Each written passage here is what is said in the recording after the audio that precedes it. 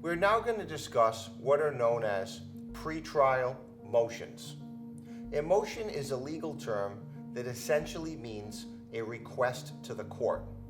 In a pending legal matter, especially criminal cases, both parties, both the prosecution and defense, have the equal opportunity to file motions with the court or to make requests. Motions may be done orally or they may be submitted in writing. Depending upon the jurisdiction where your case is pending, the rules of criminal procedure will often dictate how motions should be submitted, the timelines for both submitting and responding to motions, as well as how motions are acted upon by the court, typically after a hearing. In an earlier segment, we discussed the pretrial conference process and how pretrial conferences are intermittent court appearances that occur between arraignment and when a case ends. Motions are typically filed on or at these intermittent pretrial conferences.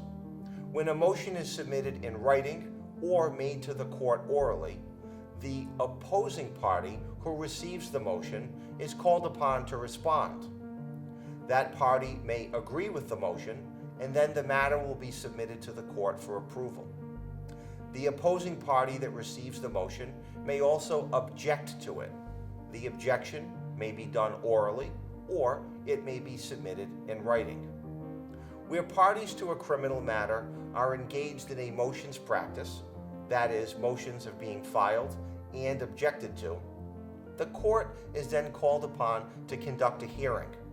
At that hearing, both parties will be given an opportunity to be heard, perhaps evidence will be received, and ultimately the court will issue a ruling or an order, either granting the motion in whole or in part, or denying the motion.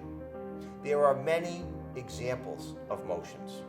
Some include motions for the defendant to travel out of state, motions to set bail, increase bail, reduce or amend bail, motions for discovery, motions to obtain permission from the court to issue subpoenas, motions to suppress evidence, motions to dismiss the case, trial motions, and many, many more.